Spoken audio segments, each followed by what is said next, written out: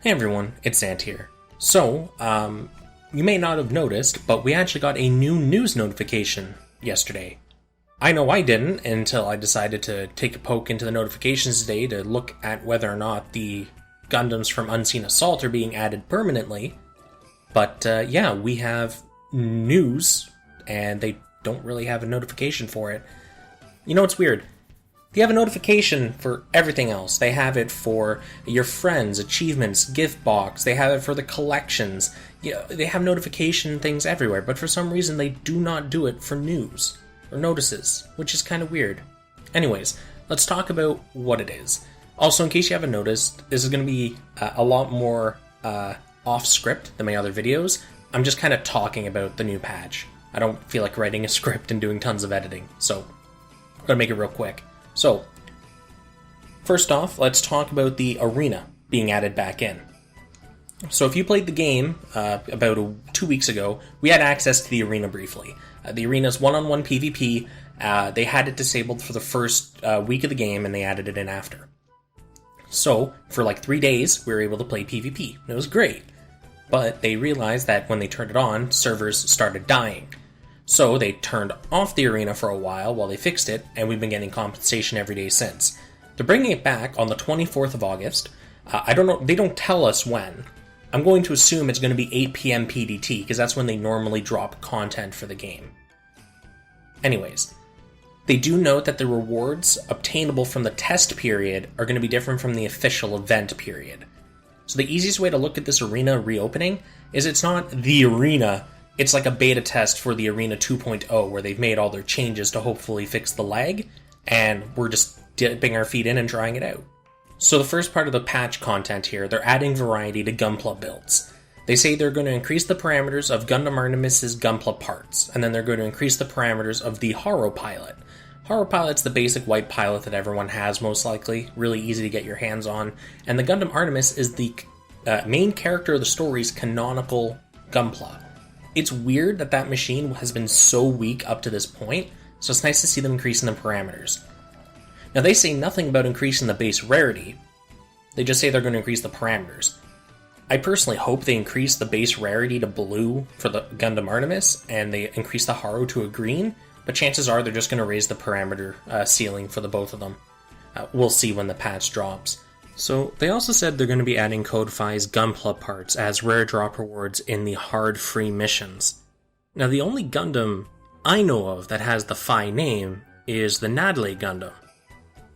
Now, of course, it's called Natalie in that this is actually part of a spin-off branch series of Gundam. In specific, it's from Mobile Savior Gundam CED. It's also piloted by Erde, however you pronounce that last name, but it's IXA instead of Tiaria, or however you pronounce that lad's first name. I'm really bad at pronouncing names if you haven't noticed yet. It seems like a really neat drop, if that is what the machine is that they're actually adding. But we'll see when it happens. We'll see what the parts actually are when we get one of them. So until then, we're just going to have to guess. They also said they're going to adjust the daily missions. They're planning to increase the amount of upgrade nippers that you can get from the upgrade nippers mission other than the amass capital mission. So from what I gather from this, they're just going to increase the total amount of drops you get for clearing the mission, meaning there's a higher chance of you getting the good upgrade parts. They're not going to touch the capital mission from what I gather from this as well. So just the upgrade nippers, which is nice. It means you get more bang for your buck when you're farming the daily missions and stuff like that.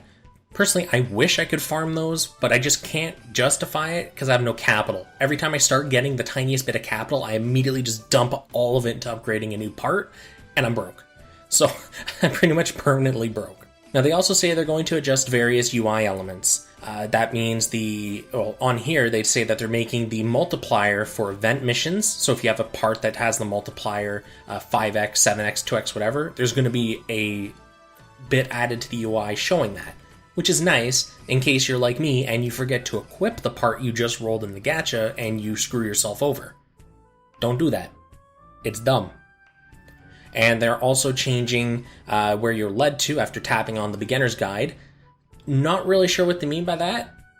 So we'll have to see what they mean by that. They probably just mean they're going to streamline the tutorial stuff a little more.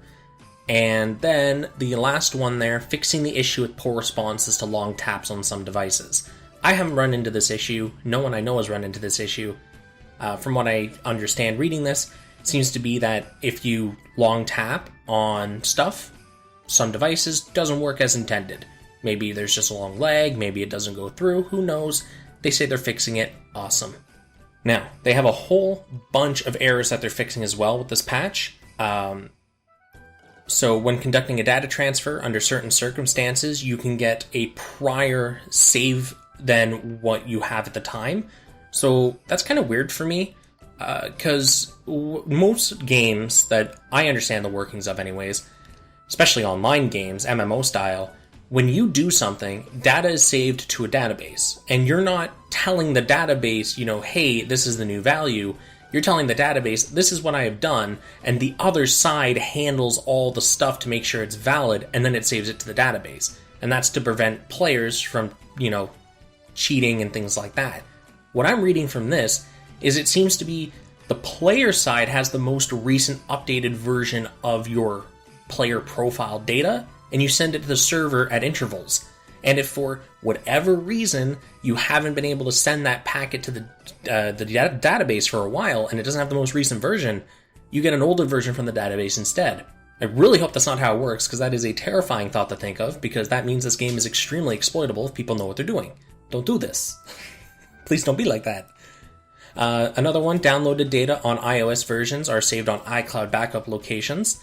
Not 100% sure, the wording on that's a little weird, but if I'm going to take a best guess, it seems that if you download data for the game, like the patches and stuff like that, it's saved to iCloud backup locations. So I guess it's not supposed to go there, it's supposed to go somewhere else on the device, because it seems like downloading game save data and then uploading it to the cloud seems a little weird. Anyways, designated error message is not shown when attempting to claim event achievement rewards. Haven't run into that issue myself. I actually only seem to get error messages when I try to collect I think it's 15 things or more at once for my achievements. Game does not like that. It'll just kind of lock up on me, so I usually have to do it one at a time until I get less than 15, and then collect them all at once. A different image is sometimes shown when viewing other players' player cards. Now see, this is weird. I haven't actually viewed any of my friends' player cards, because when the game originally launched, you weren't able to view them. Like, you could go look at their profile, their name, and things like that, but if you tried to bring up the picture of their Gunpla, it wouldn't load. You could still look at the parts they had equipped, but it wouldn't actually have the picture that they've set for it. Apparently they fixed that relatively recently, so you can see the image, but I didn't know that they, I didn't know for one they fixed it, and for two there's new bugs with it. Anyways. Next up here, the exclamation mark displayed next to the collection remains visible after obtaining another part from a Gunpla, or which you've already completed the collection rewards for. I have that issue actually, I think right now.